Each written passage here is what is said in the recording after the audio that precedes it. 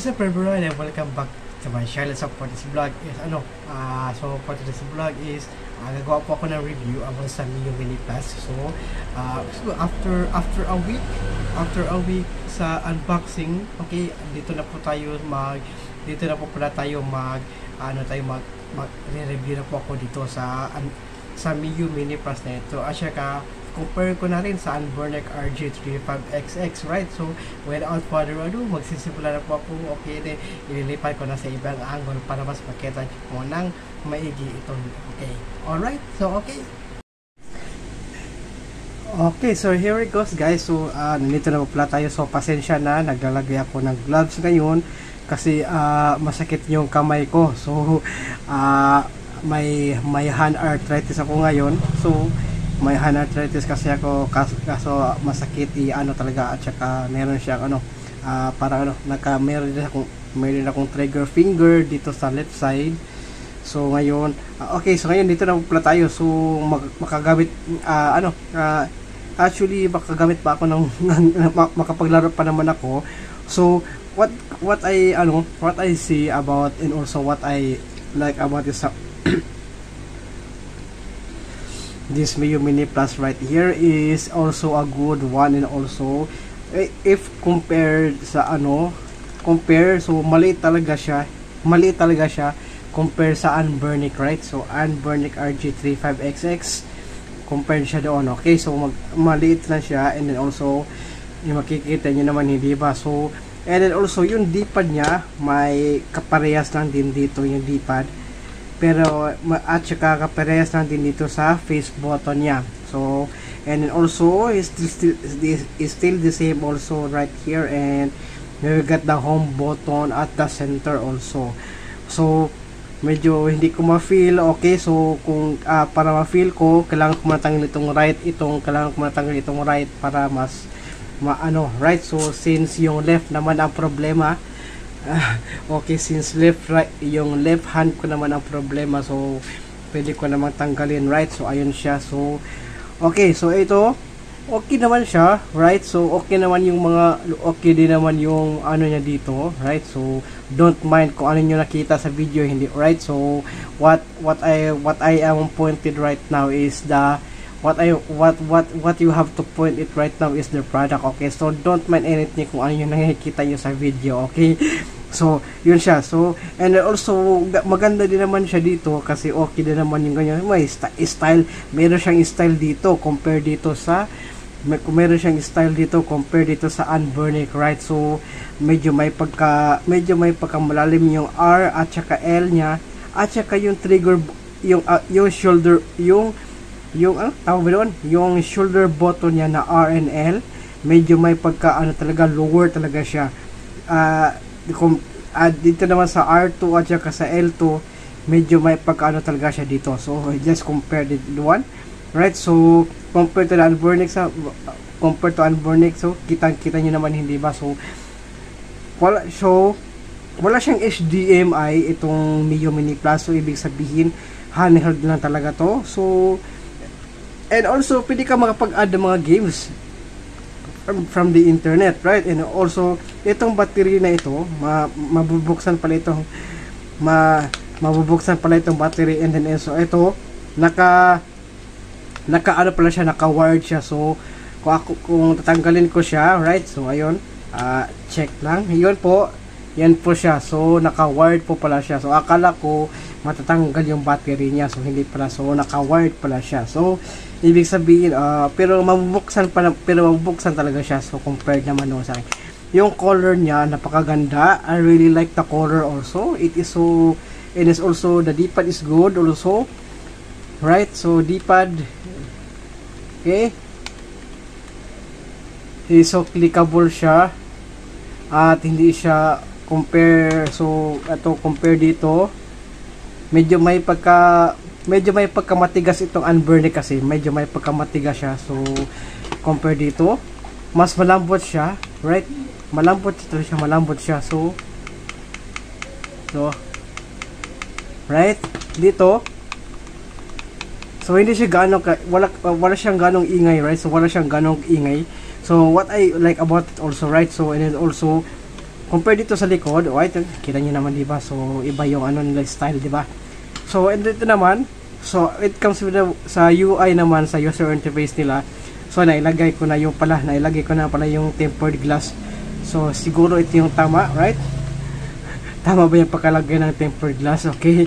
So ito, dito naman sa ibabaw, so ang power button niya ay nandito sa menu. At yung power button naman ay nasa Anbernic ay nandito rin sa gilid. So is the same naman dito sa gilid, yung volume rocker pala niya kung nandito. At saka sa ilalim, at dito naman sa ilalim ay yung type C port, pang charger, at saka meron pa rin 3.5mm headphone jack, right? And also micro SD nandito, pero yung micro SD ng Anbernic ay nandito sa gilid. So dalawa yan. So pwede mo pa yan lagyan ng external pangalawang TF card para makapagdagdag ka pa ng mga games, right? So and also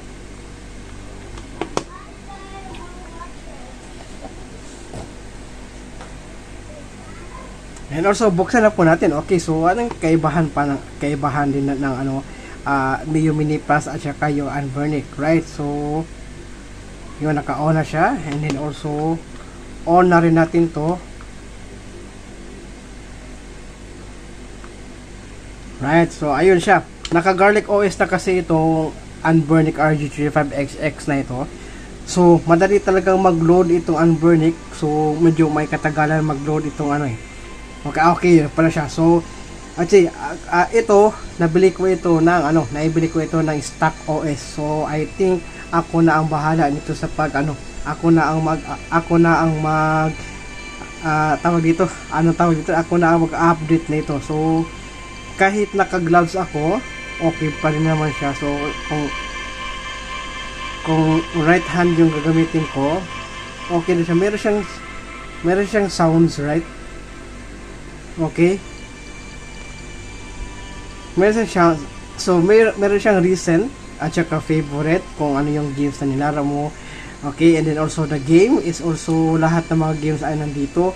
So compare naman dito sa nandito yung mga games dito naman ang nakalagay ay console. So nandito po lahat ng mga apps, right? So yeah, mga siya dito, right? And then also dito ay isang file na talaga siya. And then also that one means also meron. So umpisa po tayo sa pinaka, right? So back muna tayo. So back, and then also we've got the arcade. Check natin dito kung meron bang arcade dito, right? So meron din ito. I think ito yung arcade, hindi ba? Ito merong arcade dito. Yun siya yung arcade. So yung at saka yung FC. So I think walang FC dito eh. So hindi ko alam kung meron ba. So parang gano'n na nga. So iba-iba talaga yung ginagawa, iba-iba yung mga inilagay na mga games dito, mga ibang console dito. Okay, continue po tayo. Okay, kasi may disturbo. So ayun siya. So okay din naman siya. Itong mga games niya ay kompleto din. So complete pack din, complete pack. Pero I think merong kulang dito sa Miyoo Mini Plus na meron dito sa Anbernic RG35XX, right? So as you can see, meron pala silang Game Boy dito. Meron pala silang Game Boy Arcade at saka yung Game Boy Advance, may MD, Neo Geo, Super Family Computer. So itong Super Family Computer ay parang lang sa Super Nintendo Entertainment System. So once open ko ito, okay, yan po yung mga SNES po yan nakalagay dyan. So dito po tayo sa Anbernic din naman. So pareha lang din sila, diba? So gano'n, mayroon siya nakikita mga ganito na mga games. So yun siya, right? This is the same SFC and also SNES are the same. So kasi yung nabutan ko kasi dati ay family computer talaga. So hindi ko alam na itong family computer ay ito pala yung bigger itong smaller version pala ito ng Nintendo Entertainment system, itong family computer na ito. So pang mini home console ng NES itong family computer, right? So lahat ng mga games ng SFC nandito yung lahat sa NES, right? So yun nga yung ano, yun nga kay baso, medyo maingay ito eh. So ayan, silent ko na lang yan. Okay, silent ko na lang yan. Ayan, 10 ko na yan kasi malakas eh, kasi nadyan ka na kasi yung meron siyang shoot. So itong mga shoot na ito meron ganito. So parang ano siya, wow, yan parang mga ano yung mga nostalgic na mga laro dati sa arcade doon sa mga malls, right? So nandito din so ito yung parati kong nilalaro noon, right? So actually nandito lahat, so nandito din lahat. So meron din naman dito sa Anbernic RG35XX, and also okay, tapos na po pala tayo dito sa Anbernic. So dito focus na po tayo dito ngayon. So dito meron ding RetroArch, meron ding app, okay, at saka settings, right? So dito sa apps, Steam pa rin, may mga games dito. So may nakalagay dito, meron nakalagay dito what is this one, 2048, Dingax Commander for Mio Mini, Devolution X Mio Port, and then also RetroArch, and then Super Mario 64, yes, okay, right, meron dito, at saka yun. So ito RetroArch, stay same pa rin siya, itong mga games dito sa RetroArch. And then also dito sa settings naman ay meron dito power off, brightness niya, Wi-Fi, itong Wi-Fi, color, language, keys, map, BGM volume, background music volume, kaya pala so okay, yan, okay. So ayun, mayroon siya ganito. So mayroon siya mga themes, pwede mo siyang i-hibernate, right? So fixes factory reset device info. Ito yung device info pala. Model niya ay MY354, serial number with a version of this one, and also CPU is 1200 MHz, and also the memory 128 MB, and also the SD card of this one is 5558G also, and website is Lumio, right? So lumio.com, right? So right, so ayun siya. So version niya, at saka papakita ko sa inyo sa screen, right? Yan po yung specs pala niya. Okay, papakita ko po sa inyo yung ano. So hardware test, so hindi ko na yung hardware test na yan kasi kung problema yan. Okay, so it's just the same. So meron siya mga favorites dito sa recent. So okay, what I like about it is also very compact and very handy, and also pwede mo siyang mailagay sa side pocket mo, right? And then also it is a very good handheld also, and then which is you can handheld lang talaga siya. And then also hindi siya katulad ng Anbernic na makapag-connect siya ng ano, hindi siya katulad ng Anbernic na makapag-connect siya sa TV, right? So handle talaga siya, wala kasi siyang HDMI, right? So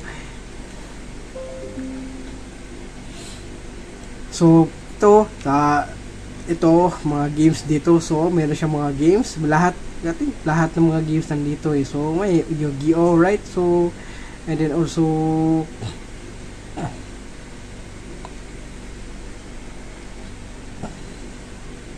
the games are so good, and also mayroon pang Hunter dito. So tawag naman dito dati Hunter x Hunter pala to. So Prince of Persia, right? Shonen Jumps, One Piece, Pokemon, nandito pala yung Game Boy Advance. Okay, may Pokemon dito. So Darkrai, what Darkrai? Okay, ito yun. Okay, Darkrai. Okay, and then again Avatar. Okay, marami dito sa mayroong Beyblade, yung mga anime dito dati, yung mga anime. So and then Breath of Fire, Robotech. Okay, hindi lang Cartoon Network, Speedway. Okay, let's try this one. Okay,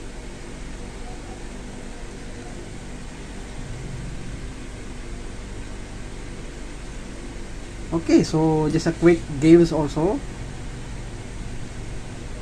Oh, okay. This is what I like it. So, sana gawa na ito ng ano, remaster, right? Tsaka ano sa ano dito. So, check natin Johnny Bravo. Okay?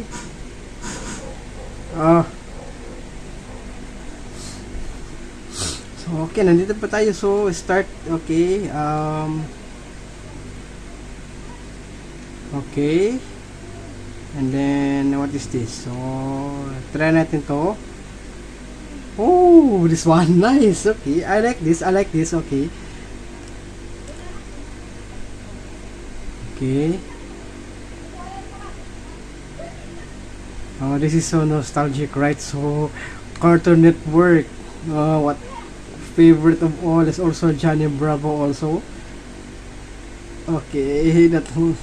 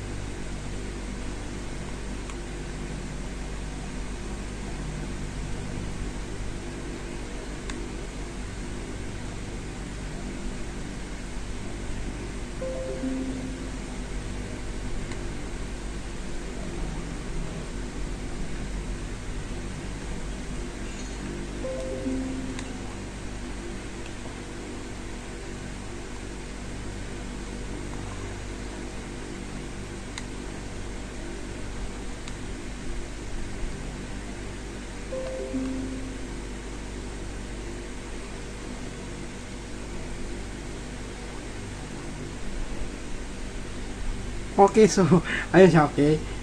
Exit na pa tayo. So, what I like about this also is pwede mo siya mai-save din. So, pwede, meron din namang save yung ano eh. So, meron din namang save yung ano eh. Unburnick, I think. Meron siyang save button para makasave ng mga game.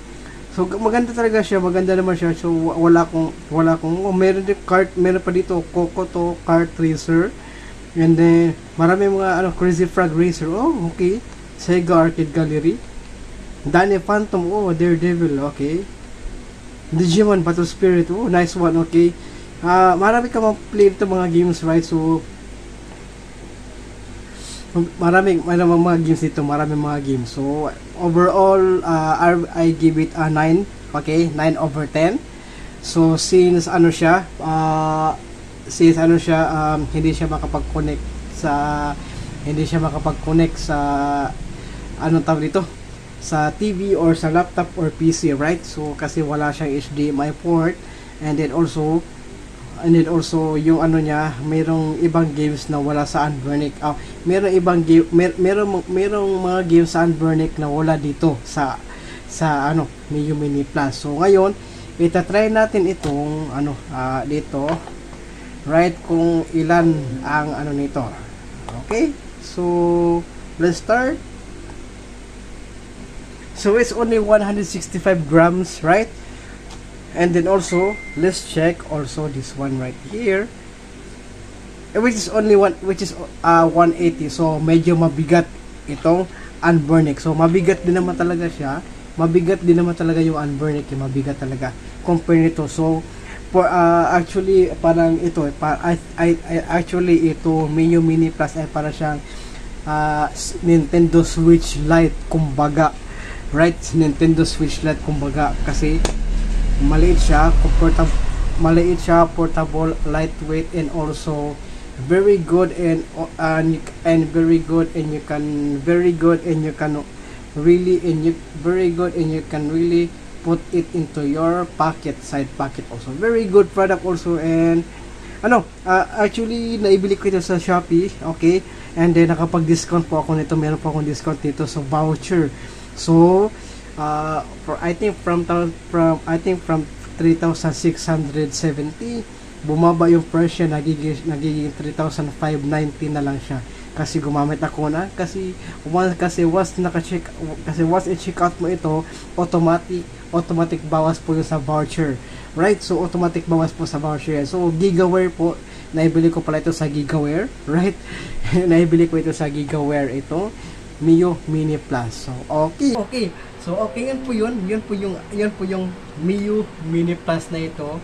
Maganda siya, saka okay po pala siya for compatibility. Yung compatibility niya ay very compact talaga, and portability. So yun po yung compatibility nito. So maganda siya, and then also I really like the back of this one also.